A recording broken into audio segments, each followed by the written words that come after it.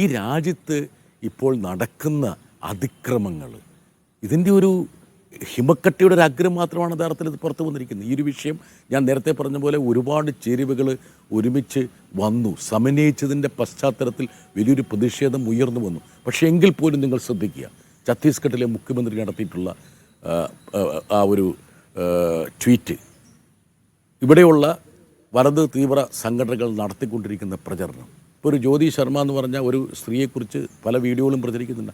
അതൊക്കെ ജ്യോതി ശർമ്മയൊക്കെ ഒരു എന്താ പറയുക, ഒരു സാമ്പിൾ വെടിക്കെട്ട് മാത്രമാണ്, സാമ്പിൾ പോരെന്ന് പറയുന്ന പോലെയാണ്. ഇവിടെ വലിയ അതിനേക്കാളും ഉഗ്രവിഷമുള്ള ആൾക്കാരിങ്ങനെ സമൂഹത്തിൽ പോലീസ് സ്റ്റേഷനുകളും കോടതികളും സെക്രട്ടേറിയറ്റും ഭരണസിരാകേന്ദ്രങ്ങളും കലക്ടറേറ്റും അടക്കി ഭരിച്ചുകൊണ്ടിരിക്കുകയാണ്. അവരാണ് തീരുമാനിക്കുന്നത്. ഇപ്പം റെയിൽവേ സ്റ്റേഷൻ, ദുർഗ് റെയിൽവേ സ്റ്റേഷനിൽ ടി ടി വിളിക്കുന്നത് ആരെയാണ്? ടി ടിയുടെ മേലുദ്യോഗസ്ഥനെ അല്ല, ടി ടി വിളിക്കുന്നത് ബജ്റാന്തളിൻ്റെ പ്രവർത്തകരെയാണ്. ഒന്ന് ശ്രദ്ധിച്ചു നോക്ക്. രാജ്യം എങ്ങോട്ട് പോയി? ഇവർക്കെല്ലാം ശമ്പളം കൊടുക്കുന്ന ആരാണ്? നമ്മുടെ നികുതി പണമാണ്. പക്ഷേ അവരുടെ വിധേയത്വം അവരാർക്കാണ് റിപ്പോർട്ട് ചെയ്യുന്നത്? അവരിതുപോലുള്ള സംഘടനകൾക്കാണ്.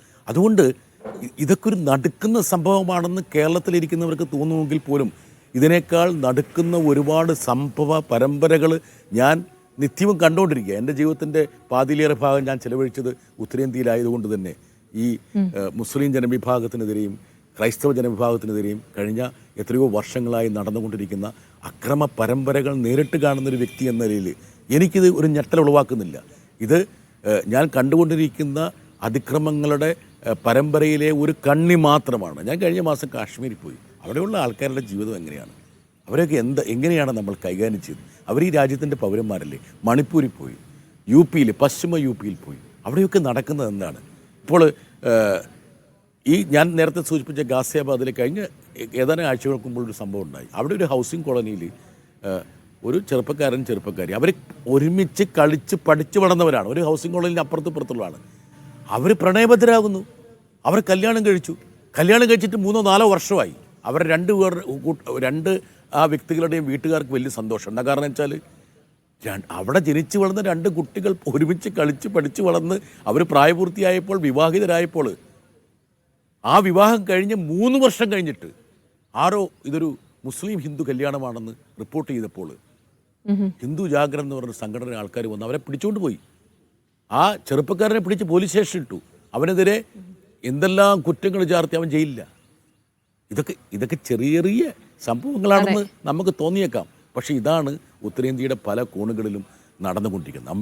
നമ്മുടെ താങ്കൾ പറഞ്ഞതുപോലെ ഒരു മഞ്ഞമലയുടെ അറ്റം മാത്രമാണ് പുറത്തു വന്നിരിക്കുന്നത്. താങ്കൾ വിവരിച്ച വളരെ കുറഞ്ഞ വാക്കുകളിൽ വിവരിച്ച ഒരു സാഹചര്യം പോലും എത്രത്തോളം ഭീതിജനകമായ ഒരു സിറ്റുവേഷനാണ് അവിടെ ഉള്ളത് എന്നുകൂടി വ്യക്തമാക്കണം. ഒരുപക്ഷെ ഞങ്ങളൊക്കെ വായിച്ചറിഞ്ഞതിനേക്കാൾ കൂടുതൽ താങ്കളുടെ ഒരു പരിമിതമായ വാക്കുകളിൽ പോലും താങ്കൾ അനുഭവിച്ചറിഞ്ഞത് അതിൽ കൂടുതലാണെന്ന് മനസ്സിലാക്കുന്നു. ജോൺ ബ്രിട്ടാസ്, അതേപോലെ തന്നെ ഇന്നത്തെ തീരുമാനം അതെന്തായാലും നിർണായകമാണ്. ഒരു ജാമ്യം കിട്ടുമെന്ന് നമ്മൾ പ്രതീക്ഷിക്കാം. പക്ഷേ അതിനുശേഷം കേസ് അവിടെ നിലനിൽക്കുന്നുണ്ട്. ഇവരെ പല രീതിയിൽ ബുദ്ധിമുട്ടിക്കാൻ ഇനി സാധിക്കുകയും ചെയ്യും. അങ്ങനെയാണെങ്കിൽ ഈ കേസ് അടക്കം പിൻവലിക്കണമെന്ന് ആവശ്യം പ്രതിപക്ഷം ഉയർത്തില്ലേ? അതിനുള്ള സമ്മർദ്ദ നീക്കങ്ങൾ പ്രതിപക്ഷത്തിന്റെ ഭാഗത്തുണ്ടാകുമോ? തീർച്ചയായിട്ടും അത് വളരെ പ്രധാനപ്പെട്ടൊരു ഘടകമാണ്. ഇപ്പോൾ ഇതിനകത്തൊരു ആസൂത്രിതമായിട്ടുള്ളൊരു തലമുണ്ടെന്ന് നിങ്ങൾ മനസ്സിലാക്കണം. എന്താ കാരണം വെച്ചാൽ ഞങ്ങളുടെ ഇടതുപക്ഷ എം പിമാർ ആഭ്യന്തര മന്ത്രിക്ക് നൽകിയ 3 പേജ് വരുന്ന നിവേദനത്തിൽ ഈ ഒരു വസ്തുതയും കൂടി ഊന്നിയിരുന്നു. അതായത് ഈ FIR ക്വാഷ് ചെയ്യണം, റദ്ദാക്കണം. പക്ഷേ അദ്ദേഹം അത് സംബന്ധിച്ചൊരു ഉറപ്പ് നൽകിയില്ല. അദ്ദേഹം പറഞ്ഞത് ആദ്യം ജാമ്യം ലഭിക്കട്ടെ, അത് കഴിഞ്ഞുള്ള മറ്റു കാര്യങ്ങളെന്നാണ് ചോദിക്കുന്നത്. അതായത് ഒരു തരത്തിലും ഇവർ സഹകരിക്കില്ല എന്നുള്ള കാര്യം വ്യക്തമാണ്. ഈ ഹതഭാഗ്യരായിട്ടുള്ള നിർഭാഗ്യവരായിട്ടുള്ള ഈ 2 കന്യാസ്ത്രീകളെ ഇവർ ഈ പറയുന്ന പോലെ ഇവരുടെ അതിക്രമത്തിൻ്റെ കുന്നമനയിൽ തന്നെ പ്രതിഷ്ഠിച്ചിരിക്കുകയാണ്. അവരതിൽ നിന്ന് മാറാൻ സമ്മതിക്കില്ല. പിന്നെ ഈ കേസ് NIA കോടതിയിലേക്ക് പോയത് തന്നെ NIA എന്ന് പറയുമ്പോൾ ഏത് നിമിഷവും വേണമെങ്കിൽ UAPA കൂടെ ചുമത്താം. അതുകൊണ്ട് മനസ്സിലാക്കിക്കോളൂ. ഇവർക്ക് ഇനി ഇത് തെളിവ് കിട്ടിക്കഴിയുമ്പോൾ UAPA എന്നൊക്കെ പറഞ്ഞിട്ട് ഞങ്ങൾക്കില്ലാത്ത തെളിവുകൾ ഉണ്ടാക്കിയിട്ട് UAPA എന്ന് പറയാം. ഒരു കാര്യം ഞാൻ പറഞ്ഞോട്ടെ, ഈ ജോലിക്ക് പോകുന്ന ഈ 3 പെൺകുട്ടികൾ, പ്രായപൂർത്തിയായ പെൺകുട്ടികൾ, അവരുടെ സഹോദരൻ, അവരുടെ കുടുംബാംഗങ്ങൾ, ഇതൊക്കെ നിർധനരായിട്ടുള്ള കുടുംബങ്ങളിൽ നിന്നുള്ള ആൾക്കാരാണ്. അവരിപ്പം ഒരുപാട് ഭീഷണിയെയും സമ്മർദ്ദത്തെ അതിജീവിച്ചു കൊണ്ട് തന്നെ അവർ ഈ കന്യാസ്ത്രീകൾക്കൊപ്പം നിന്നു. ഞങ്ങൾ സ്വന്തം ഇഷ്ടത്താലാണ് ഞങ്ങൾ പോകുന്നത്, ഞങ്ങൾക്ക് ജോലിക്ക് വേണ്ടിയിട്ടാണ്. അവർക്ക് കിട്ടുന്ന ശമ്പളത്തിൻ്റെ കാര്യം പറഞ്ഞു. 10,000 രൂപ എല്ലാ ചിലവും കഴിഞ്ഞ്, വസ്ത്രം, ഭക്ഷണം, താമസം എല്ലാം കഴിഞ്ഞ്, ഇത്ര ദിവസം അവധി, യാത്രാ ചെലവ്, ഇതൊക്കെ പറഞ്ഞുറപ്പിച്ച് പോകുന്നു. അത് മാത്രമല്ല ഇവർ ചെറുപ്പക്കാരായതുകൊണ്ട് തന്നെ ഇവർക്ക് ഒരു കോഴ്സ് അല്ലെങ്കിൽ ഒരു സ്കില്ല് പഠിക്കാനുള്ള ഒരു അവസരവും കൂടി ഒരുക്കും. ഇത്രയും സാഹചര്യത്തെ അവർ പോകുന്നു. അത് അവരുടെ മാത്രമല്ല, ഈ ഉത്തരേന്ത്യയിലെ പല ഭാഗത്തു നിന്നുള്ള ആൾക്കാർ അങ്ങനെ പോകുന്നില്ലേ? ഇപ്പം ഞാനൊരു കാര്യം ചോദിച്ചോട്ടെ. ഇങ്ങനെയാണെങ്കിൽ കേരളത്തിലെ 35 ലക്ഷം അതിഥി തൊഴിലാളികളുണ്ട്. അന്യസംസ്ഥാന തൊഴിലാളികൾ എന്ന് മറ്റുള്ളവർ പറയും, നമ്മൾ അതിഥി തൊഴിലാളികൾ എന്ന് പറയുന്ന ആൾക്കാർ. ഇതൊക്കെ മനുഷ്യക്കടത്താന്ന് പറഞ്ഞാൽ എന്താ സാർ? ഇതൊക്കെ മനുഷ്യക്കടത്താണോ? അവരിപ്പോൾ ഉദാഹരണം പറഞ്ഞാൽ നിങ്ങൾ ഈ അസാമിലേക്കും ബീഹാറിലേക്കും ഒറീസയിലേക്കുള്ള ഒരു തീവണ്ടികൾ നോക്ക്. ആ തീവണ്ടികൾ മുഴുവൻ ഇവരാണ്. അവർ കുടുംബാംഗങ്ങളോടൊപ്പമാണ്. അവരുടെ കൂടെ കൊച്ചു കുട്ടികളുമുണ്ട്, അവരുടെ സഹോദരന്മാരുമുണ്ട്. നാളെ ഇവരെയൊക്കെ പിടിച്ചിട്ട് മനുഷ്യക്കടത്തെന്നും പറഞ്ഞിട്ട് അറസ്റ്റ് ചെയ്ത് ജയിലിലിട്ടാലോ? എന്താവും ഈ ജീവിതത്തിൽ, ഈ രാജ്യത്തിൻ്റെ അവസ്ഥ? എനിക്ക് ഇഷ്ടമുള്ള തൊഴിൽ പ്രവേശിക്കാൻ വേണ്ടി എനിക്ക് ഈ രാജ്യത്ത് സഞ്ചരിക്കാൻ പറ്റില്ല എന്ന് പറഞ്ഞാൽ ഞാൻ ഈ ബജ്രാന്തുള്ള ആൾക്കാരുടെ പെർമിഷൻ എടുക്കണോ?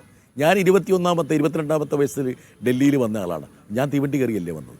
അപ്പോൾ എന്നെ വഴിക്ക് വെച്ച് പിടിച്ചിട്ട് എവിടെയാണ് എന്ന് ഒരു ബജ്രാന്ത് നല്ലകാരൻ ചോദിച്ചിരുന്നെങ്കിലോ, നീ മലയാളിയായി എന്തിനാണ് ഡൽഹിയിൽ വന്നതെന്ന് ചോദിച്ചാലോ, ഞാൻ ഡൽഹിയിൽ പഠിച്ചത്, എന്തിനാണ് ഡൽഹി വന്ന് പഠിക്കുന്നതെന്ന് ചോദിച്ചാലോ, നിനക്ക് കേരളത്തിൽ പഠിച്ചൂടെ എന്ന് നാളെ ബജ്രാന്ത് നല്ലകാർ ചോദിച്ചാലോ? ഇതൊക്കെയാണ് ഈ രാജ്യത്ത് നടന്നുകൊണ്ടിരിക്കുന്നതെന്ന്. അതായത് ഒരു സാമാന്യ ബോധത്തിൻ്റെ ആയിട്ടുള്ള ഒരു കോമൺ സെൻസ് ഉണ്ടല്ലോ, അതുപോലും നമുക്ക് നഷ്ടപ്പെട്ടു പോകുന്ന ഒരു കാലഘട്ടത്തിലൂടെയാണ് നമ്മുടെ രാജ്യം കടന്നു പോകുന്നത്. യഥാർത്ഥത്തിൽ ഈ ഒരു വിഷയം ഇത്രയും വലിയൊരു വിവാദമായിട്ട് വളർന്നു എന്നുള്ളത് കൊണ്ടാണ് കേരളത്തിലെ ആൾക്കാർ ഇതിൻ്റെ ഒരു ഭീകരത മനസ്സിലാക്കിയത്. ഞാനെപ്പോഴും മലയാളികളോട് പറയുന്നൊരു കാര്യമുണ്ട്, ഞാൻ നെഞ്ചി കൈതൊട്ട് പറയുന്ന കാര്യമുണ്ട്. നിങ്ങൾ വളരെ സുരക്ഷിതമായൊരു പ്രതലത്തിലാണ് ജീവിക്കുന്നത്. നിങ്ങൾക്കറിയില്ല ഈ മാറുന്ന ഇന്ത്യയെക്കുറിച്ച്.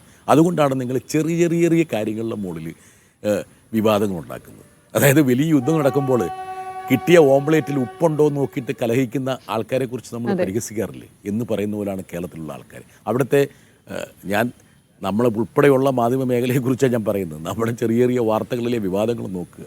ഈ രാജ്യം എങ്ങോട്ട് പോകുന്നു, ഈ രാജ്യത്തിൻ്റെ അവസ്ഥയെക്കുറിച്ച് ആരെങ്കിലും ചിന്തിക്കുന്നുണ്ട്? ഈ പാവപ്പെട്ട കന്യാസ്ത്രീകൾ, ഇപ്പം ഇന്നലെ ഞാൻ കണ്ട ആൾക്കാർ, അവരൊക്കെ എത്രയോ പതിറ്റാണ്ടുകളായിട്ട് ഇവിടെ സ്കൂൾ നടത്തിയും ഹോസ്പിറ്റൽ നടത്തിയും ഡിസ്പെൻസറി നടത്തി